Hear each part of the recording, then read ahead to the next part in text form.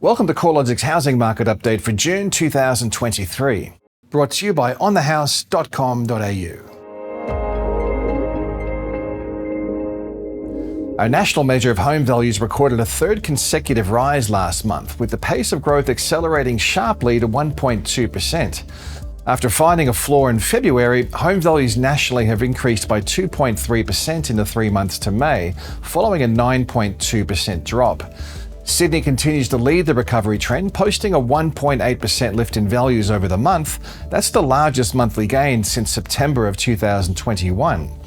Since moving through a trough in January, home values have risen by 4.8%, or by roughly $48,000 in dollar terms.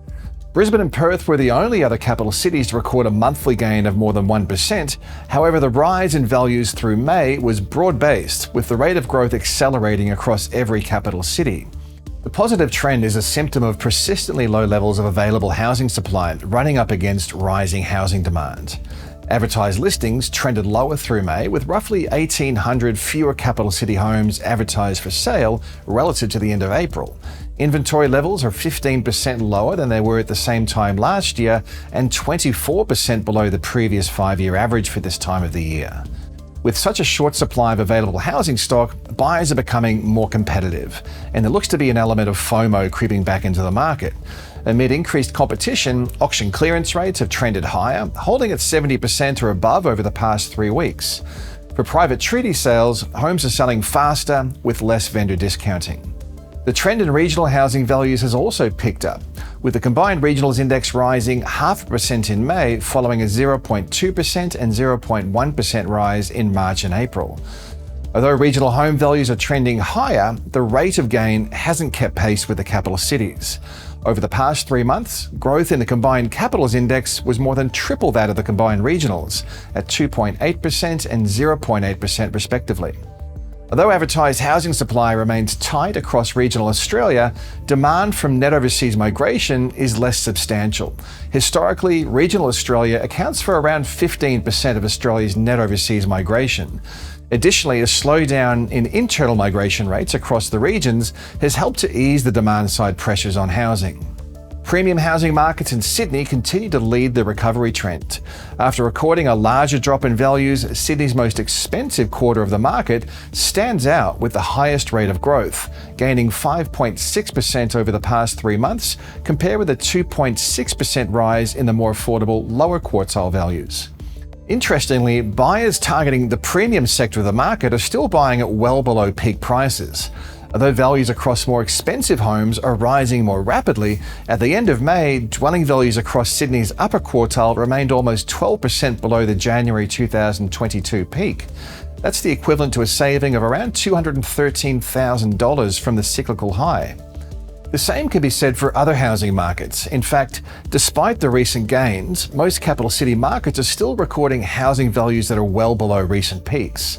Perth is the only capital city where dwelling values have returned to record highs. At the other end of the spectrum is Hobart, where values remain the lowest relative to the city's recent cyclical peak in May last year, down 12.6%. While advertised supply remains well below average, home sales have shown some subtle upwards movement, with the number of capital city dwelling sales rising over the past 3 months to be the highest level since July last year. While capital city home sales are well below the recent highs recorded in late 2021, they are roughly in line with the previous 5-year average, with the number of home sales outstripping new listings in the past 3 months. With selling conditions improving, we could see more homeowners test the marketplace. The flow of new listings is normally subdued through the winter months before trending higher into spring.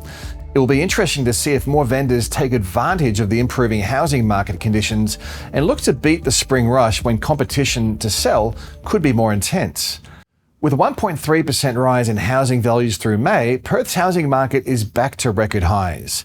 Values held reasonably firm through the rate hiking cycle to date, falling by less than 1% between August and February.